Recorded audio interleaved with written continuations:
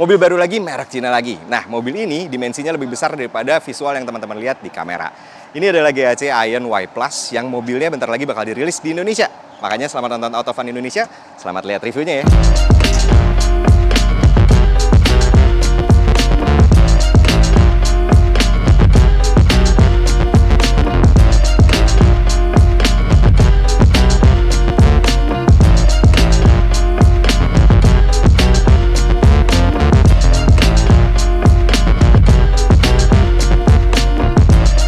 Ketika kita lihat proporsinya, si GAC Aion Y Plus ini emang seperti mini MPV teman-teman. Dan nggak salah banget ketika misalnya kita mau head to head sama Wuling Cloud EV. Tapi sebenarnya walaupun proporsi dia mini MPV, sebenarnya dimensinya itu jauh lebih besar daripada Wuling Cloud EV teman-teman. Dia nyampe 4,5 meter panjangnya, yang mana dimensi itu sebenarnya ketemu sama BYD Atto 3, ketemu sama Chery Omoda E5.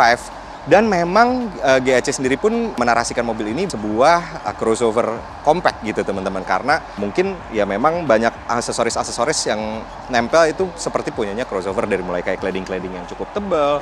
Udah gitu ada ornamen roof rail, dan memang secara tinggi juga dia lumayan jangkung ya kalau kita lihat dari bawah. Walaupun bukan yang jangkung-jangkung banget seperti sebuah crossover two lane gitu teman-teman. Jadi secara dimensi dia sebenarnya ketemu sama BYD Atto 3 dan Chery Omoda E5, tapi di kacamata gua dia masih tetap sebuah mini MPV dengan aksesoris dan sentuhan gaya crossover teman-teman. Gitu. Terus kita lihat visualnya sekarang. Secara visual sendiri di depan dia pakai lampu khasnya dia, yaitu adalah Angel Wings, yang dia tuh garis-garisnya banyak asimetris ke bawah gitu. Terus di belakang dia stop lampnya pakai model yang nyambung seperti mobil listrik dan mobil-mobil modern zaman sekarang. Tapi yang cukup menarik dari GAC Aion Y Plus ini bagi gue adalah si peleknya sendiri teman-teman. Peleknya itu dia nggak ngikutin zaman sekarang, kayak biasanya kan mobil listrik pakai apa, dual tone, dia pakai yang ngipas-ngipas gitu modelnya. Tapi sekarang dia pakai palang 5 18 inch. Dan ini modelnya single tone gitu, dia pakai warna Silverstone gitu, kelihatan sporty banget dan enak gitu proporsinya di mobil ini. Ini pelek lucu nih teman-teman.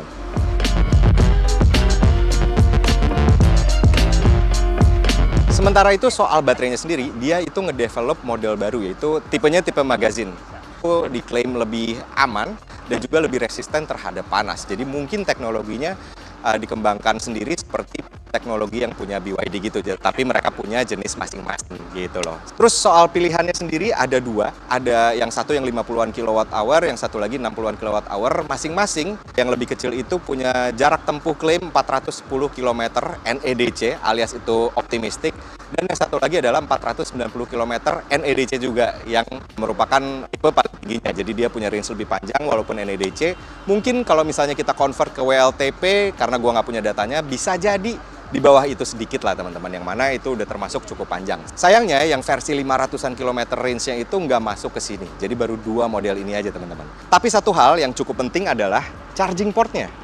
Di sini, walaupun di mobil Cina nggak pakai GBT teman-teman, dia tetap pakai AC charger biasa nih, sama ada DC charger juga dengan model CCS2. Jadi ini soketnya umum banget di Indonesia dan mudah untuk menemukan SPKLU-nya. Nah, sekarang kalau kita bicara tenaga, ya kalau mobil listrik kurang lebih kencang lah ya teman-teman. Akselerasinya itu diklaim 8 detikan, ya kurang lebih datanya seperti ini.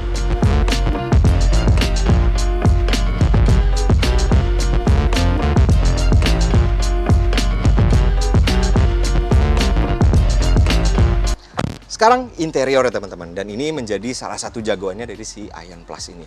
Kalau dari segi material teman-teman, ini solid-solidnya, firm-firmnya dari si pad ininya, pad dashboardnya, terus bahan-bahan plastiknya segala macam. Ini sesuatu yang cukup solid lah teman-teman, cukup kokoh terasanya, tapi memang sangat ada kemiripan dengan mobil-mobil Cina lain seperti katakanlah punya BYD, punya Chery, kelas-kelas yang interiornya solid gitu. Entah kenapa mobil Cina tuh terasa sangat-sangat familiar gitu. Entah mereka punya vendor yang sama apa gimana, cuman si standarisasi ini tuh terasa banget bahwa ini sebuah mobil Cina gitu loh. Bukan dalam arti yang benar-benar buruk juga, karena memang secara kualitas terasanya itu enak digenggam semua gitu, kayak soft padded, plastiknya, dan solid-solid dari si konsolnya gitu teman-teman. Terus secara visual sendiri, Dashboardnya ini cukup rendah di depan dan cukup memanjang, kita visibilitasnya juga cukup enak ngelihat ke depan tuh kayak yang gede gitu ya teman-teman. Kayak mungkin kalau teman-teman ingat Honda Freed, ini rasanya agak-agak mirip gitu di dalam. Terus secara pewarnaan di sini tuh cukup seger temanya. Jadi ada 2 pilihan warna interior. Kalau yang ini warnanya kombinasi abu-abu, hijau, aluminium, putih, pakai jok yang bahannya synthetic leather gitu teman-teman. Dan si gurat-guratnya tuh ya, si motif-motifnya tuh mengingatkan gue sama joknya MG4 EV waktu versi yang masih CBU. Jadi seger, atraktif, dan kayak ekspresif aja gitu visualnya, nggak monoton gitu teman-teman.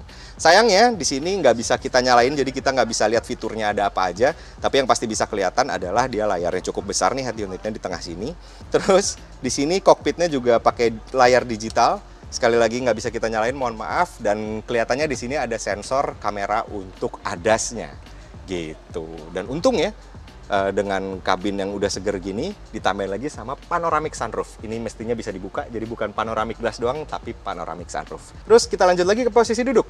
Posisi duduknya, dia udah pakai bangku electric seat. Sayangnya nggak bisa nyala lagi teman-teman, tapi kurang lebih sebenarnya ini jarak antara setir sama kita tuh cukup kejangkau, nggak yang jauh-jauh banget, nggak terlalu awkward, tapi sayang banget nanti mungkin kalau misalnya udah bisa dinyalain, nanti kita tes lagi seperti apa. Tapi yang pasti di sini cuma ada tilt steering, teleskopiknya nggak ada, terus bangkunya pakai bangku elektrik baik di sisi pengemudi maupun penumpang. Sekarang kita lihat ke belakangnya dulu kali ya. Nah, inilah jagoannya dari si Ion Y Plus. Dia punya ruang yang benar-benar besar, lega dari segala aspek. Misalnya dari legroom. Teman-teman bisa lihat sendiri, gue tinggi 170 cm dan ini jarak ke depan masih sangat-sangat banyak gitu teman-teman. Ini extra legroom deh. Udah gitu bawahnya rata, decknya rata tuh ya. Ini di sini. Dan duduknya ternyata lumayan nggak terlalu jongkok, walaupun ya tetap karena posisi baterai ada di bawah, dia nggak yang bener-bener lega ke bawah gitu teman-teman, karena dia pasti decknya agak naik, tapi ini masih dalam toleransi yang sangat enak gitu loh teman-teman. Dan ini kita duduk di belakang, recline-nya kita coba, kelihatannya nggak bisa disetel lagi, tapi sandarannya udah cukup bisa membuat duduknya proporsional lah untuk sejauh ini ya. Kita emang harus tes jalan kalau mau ngomong enak atau enggaknya. Tapi so far ini terasa sangat suportif joknya, headroomnya juga masih bersisa banyak walaupun dia punya panoramic sunroof. Anyway, selain lega, si kursi belakang ini juga bisa kita set jadi tempat tidur teman-teman. Alias bangku depan itu kita bisa senderin rebah sampai rata. Dan di belakang ini kita bisa duduk rebahan kakinya sampai ke depan. Jadi nyaman banget lah gitu. Wajar ini mobil lebih besar daripada Wuling Cloud EV. Walaupun memang joknya enakan Cloud EV sih. Dan udah ada AC individual di belakang juga. Serta yang juga menarik, bagasinya masih besar. Kita lihat lagi teman-teman. Nah, teman-teman kan tadi udah lihat di row kedua itu cukup spacious, legroomnya udah cukup panjang, tapi bagasinya pun masih punya sisa ruang yang besar juga teman-teman. Dan nggak cuma soal ruangnya yang besar, dia juga punya ban serep space saver. Ini udah jarang banget terjadi di mobil listrik, biasanya dikasihnya tire repair kit, tapi di sini dia punya ban serep utuh yang space saver dan toolkit untuk supporting ganti ban itu. Luar biasa ya.